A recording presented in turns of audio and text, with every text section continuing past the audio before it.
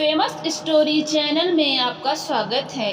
आइए आज मैं आपको सुनाती हूँ इस्मत चुगताई की मशहूर कहानी लिहाफ। सर्दियों में जब मैं अपने ऊपर रज़ाई ओढ़ती हूँ तो दीवार पर उसकी परछाई हाथी की तरह हिलती हुई लगती है। यह मेरे दिमाग को अतीत की भूल भुलैया में ले जाता है। यादें उमड़ पड़ती हैं। माफ़ कीजिए, मैं आपको अपनी रज़ाई के बारे में कोई रोमांटिक कहानी नहीं सुनाऊंगी। यह कोई रोमांस का विषय नहीं है। मुझे लगता है कि कंबल भले ही कम आरामदायक हो, दीवार पर नाचती रज़ाई जितनी डरावनी परछाई नहीं डालता। मैं तब छोटी बच्ची थी और अपने भाइयों और उनके दोस्तों से दिन भर लड़ती रहती थी। अक्सर मुझे आश्चर्य होता था कि मैं इतनी आक्रामक क्यों थी। मेरी उम्र में मेरी दूसरी बहनें प्रशंसकों को आकर्षित करने में व्यस्त रहती थीं, जबकि मैं किसी भी लड़के या लड़की से लड़ती रहती थी। इसीलिए जब मेरी माँ आगरा गईं तो उन्होंने मुझे अपनी एक दत्तक बहन के पास लगभग एक हफ्ते के लिए छोड़ दिया। उन्हें अच्छी तरह पता था कि उस घर में कोई नहीं है, यहाँ तक कि एक चूहा भी नहीं जिससे मैं लड़ सकूं। यह मेरे लिए बहुत बड़ी सज़ा थी। इसलिए अम्मा मुझे बेगम जान के पास छोड़ गईं। वही औरत जिनकी रज़ाई मेरी यादों में लोहार के दाग की तरह बसी है। उनके बेचारे माँ बाप ने उनकी शादी उस नवाब से करने के लिए राज़ी हो गए जो प्रौढ़ थे, क्योंकि वो बहुत नेक दिल थे। उनके घर में कभी किसी ने कोई नटखट लड़की या वेश्या नहीं देखी थी। उन्होंने हज किया था और कई लोगों को हज करने में मदद की थी। हालांकि उनका एक अजीब शौक था। कुछ लोग इतने पागल होते हैं कि कबूतर पालने और मुर्गों की लड़ाई देखने जैसे शौक पाल लेते हैं। नवाब साहब को ऐसे घिनौने खेलों से सख्त नफरत थी। उन्होंने छात्रों के लिए एक खुला घर रखा था, जवान गोरे और पतली कमर वाले लड़कों के लिए, जिनका खर्च वो खुद उठाते थे। बेगम जान से शादी करने के बाद उन्होंने उन्हें अपने बाकी सामान के साथ घर में छिपा दिया और तुरंत उन्हें भूल गए। कमज़ोर खूबसूरत बेगम तड़पते अकेलेपन में खो गईं। बेगम जान की ज़िंदगी कब शुरू हुई पता ही नहीं चलता। जब उन्होंने पैदा होने की गलती की थी या जब वो नवाब के घर दुल्हन बनकर आईं, चारपाई पर चढ़ीं और अपने दिन गिनने लगीं, या फिर जब वो ड्राइंग रूम के दरवाजे से देखती हैं कि कैसे मजबूत पिंडलियों वाले लचीली कमर वाले लड़के और उनके लिए रसोई से लजीज पकवान आने लगे। बेगम जान को उनकी खुशबूदार झीनी कमीज़ों में उनकी झलक मिलती और उन्हें ऐसा लगता जैसे उन्हें जलते अंगारों पर रगड़ा जा रहा हो। या फिर इसकी शुरुआत तब हुई जब उन्होंने अपने भटके हुए पति का प्यार पाने के लिए तावीज़, काला जादू और दूसरे तरीके छोड़ दिए।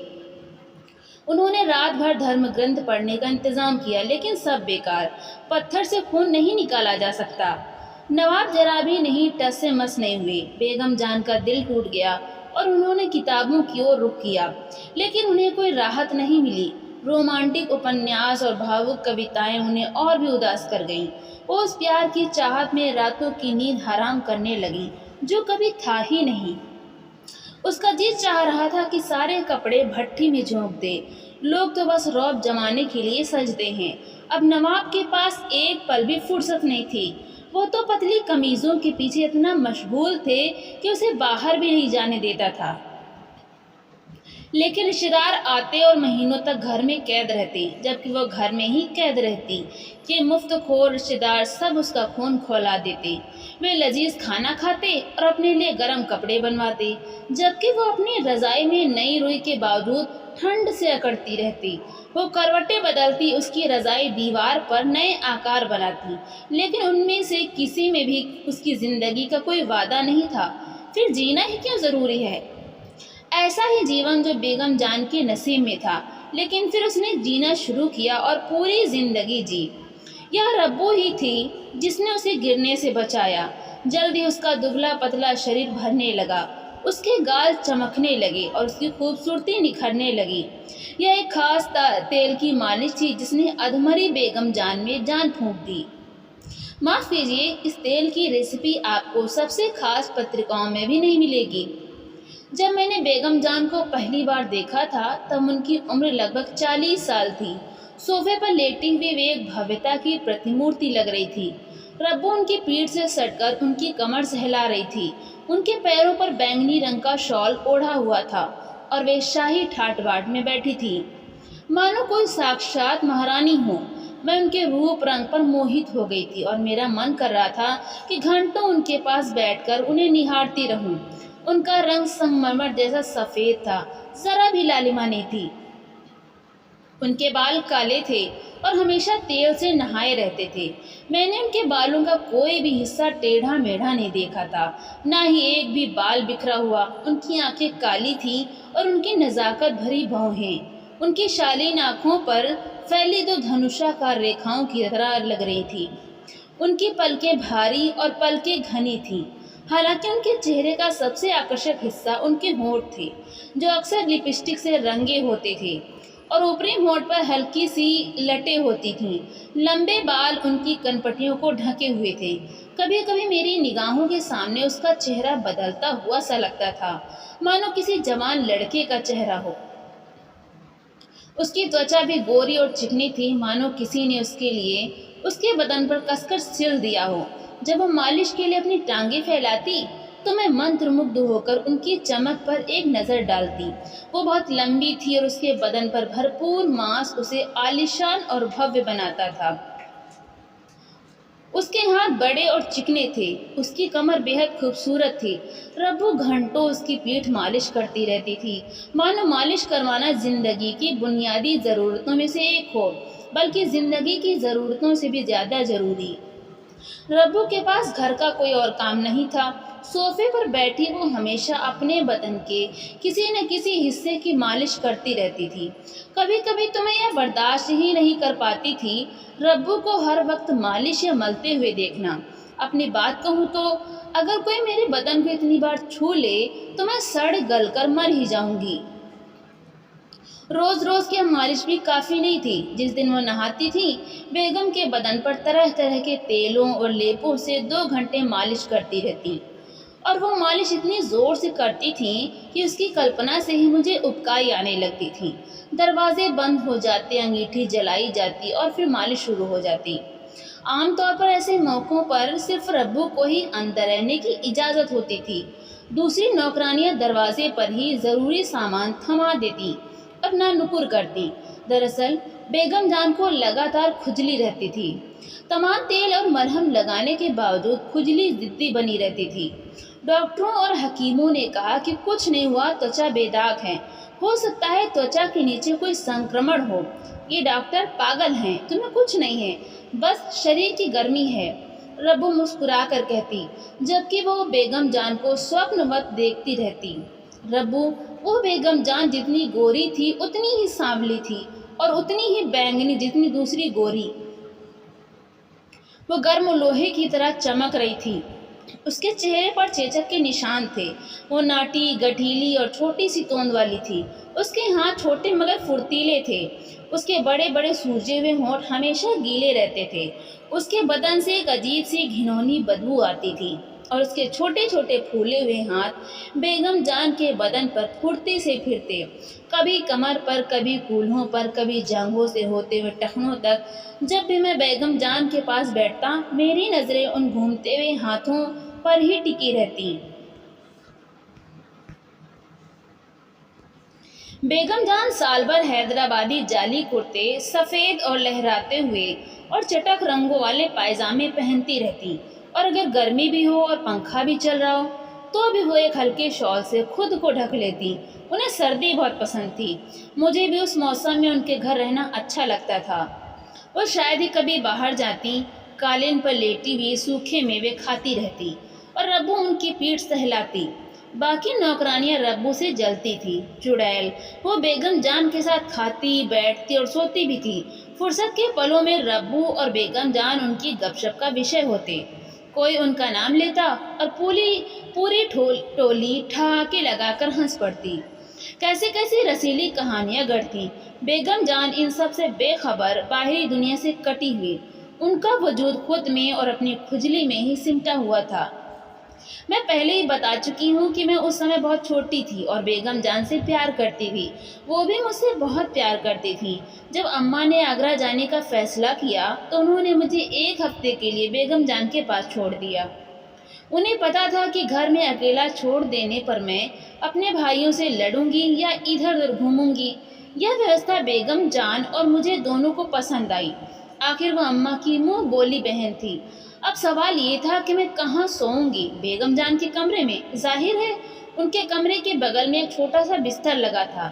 رات کے 10-11 بجے تک ہم باتیں کرتے رہے اور چانس کھیلتے رہے۔ پھر میں بستر پر چلی گئی۔ ربو ابھی بھی اس کی پیٹھ سہلا رہی تھی اور میں سو گئی۔ بدصورت عورت، میں نے سوچا۔ رات میں میری نیند کھلی اور میں ڈر گئی۔ گھپ اندھیرا تھا اور بیگم جان کی رضائی زور زور سے ہل رہی تھی، مانو کوئی ہاتھی اندر تڑپ رہا ہو۔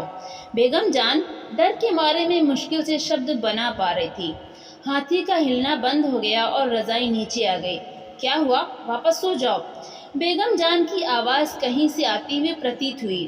مجھے ڈر لگ رہا ہے، میں گڑ گڑائی۔ واپس سو جاؤ، ڈرنے کی کیا بات ہے؟ آیت الکرسی پڑھو۔ ٹھیک ہے، میں نماز پڑھنی شروع کی، لیکن ہر بار جب میں یا لامو ما بین تک پہنچتی تو میں پنکتیاں بھول جاتی، حالانکہ مجھے پوری آیت کنٹھستھ تھی۔ کیا میں آپ کے پاس آ سکتی ہوں بیگم جان؟ نہیں بچے، واپس سو جاؤ۔ ان کا سر کچھ اٹپٹا تھا۔ تبھی میں نے 2 لوگوں کو فسفساتے ہوئے سنا۔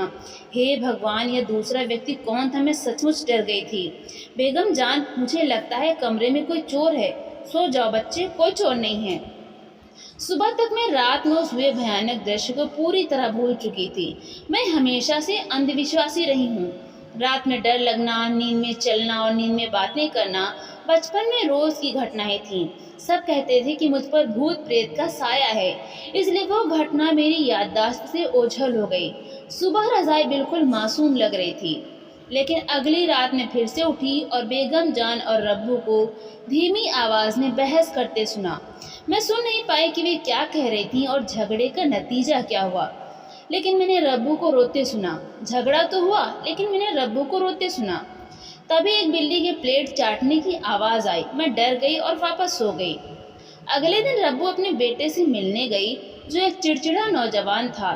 بیگم جان نے اس کی بہت مدد کی تھی، اسے ایک دکان دلائی، گاؤں میں نوکری دلائی، لیکن اسے کچھ بھی راس نہیں آیا۔ وہ کچھ سمے نواب صاحب کی یہاں رہی، جنہوں نے اسے نئے کپڑے اور دوسرے تحفے دلوائے، لیکن وہ بنا کسی واجب وجہ کے بھاگ گئی اور واپس بھی نہیں آئی۔ ربو سے ملنے بھی نہیں۔ ربو سے ملنے ایک رشتہ دار کے گھر گئی تھی۔ بیگم جان اسے جانے نہیں دینا چاہتی تھی، لیکن انہیں احساس تھا کہ ربو مجبور ہے، اس لیے انہوں نے اسے جانے سے نہیں روکا۔ دن بھر بیگم جان اپنے تیور میں کھوئی رہیں۔ ان کے بدن کا ہر جوڑ درد کر رہا تھا، پر کسی کا اسپرش بھی انہیں برداشت نہیں ہو رہا تھا۔ انہوں نے کچھ کھایا نہیں اور سارا دن بستر پر پڑی رہیں۔ کیا میں آپ کی پیٹھ رگڑ دوں بیگم جان؟ میں نے تاش کے پتے الٹتے ہوئے اتساہ سے پوچھا۔ وہ میری طرف دیکھنے لگی۔ کیا میں سچ مچ؟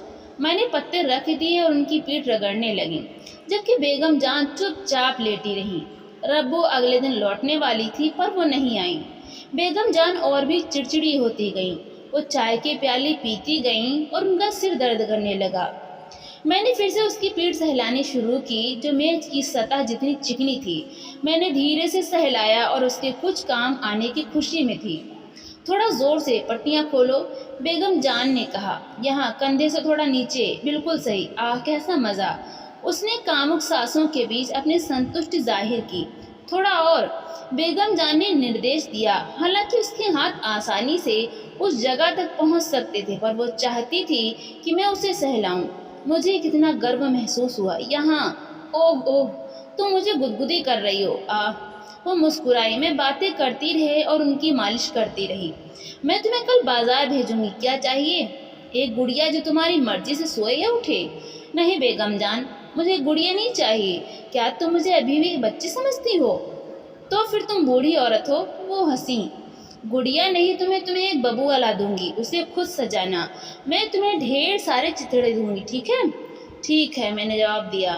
لو، وہ میرا ہاتھ پکڑ کر وہاں رکھ دیتی جہاں کھجلی ہوتی، اور میں ببوا کے خیالوں میں کھوئی ہوئی بے من سے اسے کھجلاتی رہتی جب تک وہ بولتی رہتی۔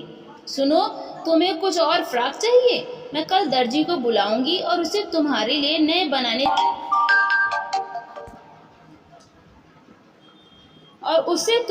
نئے کپڑے بنانے کو کہوں گی۔ تمہاری ماں نے کچھ کپڑے چھوڑ دیے ہیں۔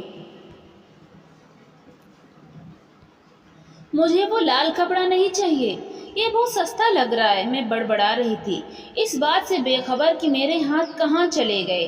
بیگم جان شانت لیٹی رہی۔ ہے بھگوان، میں نے اپنا ہاتھ جھٹک لیا۔ ارے لڑکی، دھیان رکھنا، اپنے ہاتھ کہاں ہے؟ تم نے میری پسلیوں کو چوٹ پہنچا دی۔ بیگم جان شرارت سے مسکرائیں۔ میں شرمندہ تھی۔ ادھر آؤ اور میرے بغل میں لیٹ جاؤ۔ انہوں نے مجھے اپنی باہ پر سر رکھ کر لٹا دیا۔ تم کتنی دبلی ہو، تمہاری پسلیاں باہر آ رہی ہیں۔ وہ میری پسلیاں گننے لگی۔ میں نے وروध کرنے کی کوشش کی۔ چھوڑو بھی، میں تمہیں کھا نہیں جاؤں گی۔ یہ سویٹر کتنا ٹائٹ ہے، اور تم نے گرم بنیان بھی نہیں پہنی ہے۔ ایک طرف 9، دوسری طرف 10۔ میں نے اپنی اسکول کی صاف صفائی والی بات بے تکے ڈھنگ سے کہی۔ اپنا ہاتھ ہٹاؤ، دیکھتے ہیں، 1، 2، 3۔ میں بھاگ جانا چاہتی تھی، پر اس نے مجھے کس کر پکڑ رکھا تھا۔ میں نے چھوٹنے کی کوشش کی اور بیگم جان زور زور سے ہنسنے لگی۔ آج بھی جب کبھی مجھے ان کا وہ چہرہ یاد آتا ہے تو میں سہر اٹھتی ہوں۔ ان کی پلکیں جھکی ہوئی تھیں، ان کے اوپری ہونٹ پر کالی پرچھائیں تھیں، اور ٹھنڈ کے باوجود ان کے ہونٹوں اور ناک پر پسینے کی چھوٹی چھوٹی بوندیں چمک رہی تھیں۔ ان کے ہاتھ برف کی طرح ٹھنڈے تھے، لیکن ایسے چپچپے تھے مانو توچا ادھیڑ دی گئی ہو۔ انہوں نے شال اتار دی تھی اور اس مہین کرگا کرتے میں ان کا بدن آٹے کی لوئی کی طرح چمک رہا تھا۔ کرتے کے موٹے سنہرے بٹن کھلے ہوئے تھے اور ایک طرف جھول رہے تھے۔ شام ہو رہی تھی اور کمرہ اندھیرے میں ڈوب رہا تھا۔ ایک عجیب سی گھبراہٹ مجھ پر چھا رہی تھی۔ بیگم جان کی گہری نگاہیں مجھ پر گڑی تھیں اور مجھے رونا آ رہا تھا۔ وہ مجھے ایسے دبا رہی تھی مانو میں کوئی مٹی کی گڑیا ہوں، اور ان کے گرم بدن کی خوشبو سے مجھے الٹی آنے ہی والی تھی، لیکن ان پر تو جیسے بھوت سوار تھا۔ میں نہ چیخ پا رہی تھی نہ رو پا رہی تھی۔ کچھ دیر بعد وہ رک گئیں اور تھک کر لیٹ گئیں۔ ان کی سانسیں تیز چل رہی تھیں اور ان کا چہرہ پیلا اور پھیکا لگ رہا تھا۔ مجھے لگا کہ وہ مر جائیں گی اور میں کمرے سے باہر بھاگی۔ شکر ہے ربو اس رات لوٹ آئی۔ ڈر کے مارے میں جلدی ہی سو گئی اور رضائی اوڑھ لی، لیکن گھنٹوں نیند نہیں آئی۔ اماں کو آگرہ سے لوٹنے میں بہت دیر ہو رہی تھی۔ میں بیگم جان سے اتنا ڈر گئی تھی کہ سارا دن نوکرانیوں کے بیچ ہی بتا دیا۔ ان کے کمرے میں قدم رکھتے ہوئے بھی مجھے گھبراہٹ ہوتی تھی۔ میں کسے کیا کہتی کہ میں بیگم جان سے ڈرتی ہوں؟ بیگم جان جو مجھ سے اتنی جڑی ہوئی تھی۔ اس دن ربو اور بیگم جان میں پھر جھگڑا ہوا۔ یہ میرے لیے اچھا نہیں تھا، کیونکہ بیگم جان کا دھیان ترنت میری اور چلا گیا۔ انہیں احساس ہوا کہ میں ٹھنڈ میں باہر گھوم رہی ہوں اور نیمونیا سے مر سکتی ہوں۔ بیٹے، کیا تم مجھے سب کے سامنے شرمندہ کرنا چاہتے ہو؟ اگر تمہیں کچھ ہو گیا تو بہت برا ہوگا۔ انہوں نے مجھے اپنے پاس بٹھایا اور پانی کے بیسن میں ہاتھ منہ دھوئے۔ ان کے بغل میں ایک تیپائی پر چائے رکھی تھی۔ چائے بناؤ پلیز، اور مجھے 1 کپ دے دو، انہوں نے تولیے سے اپنا چہرہ پونچھتے ہوئے کہا۔ میں تب تک کپڑے بدل لیتی ہوں۔ جب وہ کپڑے پہن رہی تھی تب میں نے چائے پی۔ شریر کی مالش کے دوران اس نے مجھے بار بار بلایا۔ میں منہ پھیرے اندر گئی اور کام نپٹا کر باہر بھاگی۔ جب اس نے کپڑے بدلے تو مجھے گھبراہٹ ہونے لگی۔ میں نے اسے منہ پھیر کر چائے کی چسکی لی۔ اماں کے لیے میرا دل تڑپ اٹھا۔ بھائیوں سے لڑنے کی یہ سزا مجھے ملنے والی سزا سے کہیں زیادہ کڑی تھی۔ اماں کو میرا لڑکوں کے ساتھ کھیلنا ہمیشہ سے ناپسند تھا۔ اب بتاؤ، کیا وہ نربھکشی ہیں جو ان کے لاڈلے کو کھا جائیں گے؟ اور لڑکے کون ہیں؟ میرے اپنے بھائی اور ان کے نازک چھوٹے دوست۔ وہ عورتوں کے لیے سخت الگاؤ میں یقین رکھتی تھیں، اور یہاں بیگم جان تو دنیا کے سارے آوارہ لوگوں سے بھی زیادہ ڈراؤنی تھی۔ اگر میں اکیلی ہوتی تو میں سڑک پر بھاگ جاتی، اور بھی دور، لیکن میں لاچار تھی اور نہ چاہتے ہوئے بھی مجھے وہاں رہنا پڑا۔ بیگم جان نے خوب سج دھج کر خود کو عطر کی گرم خوشبو سے مہکا لیا تھا۔ پھر انہوں نے مجھ پر پیار لٹانا شروع کر دیا۔ مجھے گھر جانا ہے، ان کے سبھی سجھاؤں کا میرا یہی جواب تھا۔ پھر میں رونے لگی۔ لو میرے پاس آؤ، میں تمہیں آج بازار لے چلوں گی، ٹھیک ہے؟ لیکن میں گھر جانے سے کتراتی رہی۔ دنیا کی سارے کھلونوں اور مٹھائیوں میں میری کوئی دلچسپی نہیں تھی۔ تیرے بھائی تجھے پیٹیں گے چڑیل، انہوں نے پیار سے میرے گال پر تھپ تھپایا۔ کرنے دو، کچے آم کھٹے ہوتے ہیں بیگم جان، ربو عرشا سے جلتے ہوئے فسفسائی۔ تبھی بیگم جان کو دورہ پڑا۔ کچھ دیر پہلے انہوں نے مجھے جو سونے کا ہار دیا تھا وہ ٹکڑے ٹکڑے ہو گیا، ململ کا جالی دار دوپٹہ پھٹ کر بکھر گیا اور ان کے بال جو کبھی ٹیڑھے میڑھے نہیں ہوتے تھے الجھ کر بکھر گئے۔ اوہ اوہ اوہ، وہ ایٹھن کے بیچ چیخے۔ میں بھاگ کر باہر آئی۔ کافی ہو ہلہ اور منہار کے بعد بیگم جان کو ہوش آیا۔ میں نے دبے پاؤں کمرے میں جھانکا تو دیکھا کہ ربو ان کی کمر سے لپٹ کر ان کے بدن کو سہلا رہی ہیں۔ اپنے جوتے اتارو، ربو نے بیگم جان کی پسلیوں کو سہلاتے ہوئے کہا۔ میں چوہے کی طرح اپنی رضائی میں دبک گئی۔ پھر ایک عجیب سی آواز آئی۔ اندھیرے میں بیگم جان کی رضائی پھر سے ہاتھی کی طرح ہل رہی تھی۔ اللہ! میں نے کمزور آواز میں کراہتے ہوئے کہا۔ رضائی کے اندر کا ہاتھی اچھلا اور پھر بیٹھ گیا۔ میں گونگی رہی۔ ہاتھی پھر سے ہلنے لگا۔ میں بری طرح ڈر گئی، حالانکہ میں نے ٹھان لیا تھا کہ چاہے کچھ بھی ہو جائے اس رات بتی جلا کر ہی رہوں گی۔ ہاتھی پھر سے فڑفڑانے لگا اور ایسا لگ رہا تھا جیسے وہ بیٹھنے کی کوشش کر رہا ہو۔ کسی کے ہونٹ چٹکانے کی آواز آئی، مانو کوئی سوادشٹ اچار کا سواد لے رہا ہو۔ اب مجھے سمجھ میں آیا، بیگم جان نے سارا دن کچھ نہیں کھایا تھا اور ربو، وہ چڑیل بڑی پٹھو تھی، ضرور کچھ چٹ کر رہی ہوگی۔ میں نے نتنے پھلا کر ہوا کو سونگھا، بس عطر، چندن اور مہندی کی خوشبو تھی اور کچھ نہیں۔ رضائی پھر سے ہلنے لگی۔ میں نے چپ چاپ لیٹنے کی کوشش کی، لیکن رضائی نے ایسی وکرال آکرتیاں دھارن کرنی شروع کر دیں کہ میں پوری طرح سے کانپ اٹھی۔ ایسا لگ رہا تھا مانو کوئی بڑا میڈک شور مچاتے ہوئے خود کو پھلا رہا ہو اور مجھ پر جھپٹنے ہی والا ہو۔ امی، میں نے ہمت کر کے گڑ گڑایا۔ کسی نے دھیان نہیں دیا۔ رضائی میرے دماغ میں گھر کر گئی اور بڑی ہونے لگی۔ میں نے گھبراہٹ میں بستر کے دوسری طرف پیر بڑھایا اور سوئچ ٹٹولا اور اسے چالو کر دیا۔ ہاتھی رضائی کے اندر کلا بازی کرتا ہوا فوراً پھچک گیا۔ کلا بازی کے دوران رضائی کا کونا لگ بھگ 1 فٹ اوپر اٹھ گیا۔ ہے بھگوان!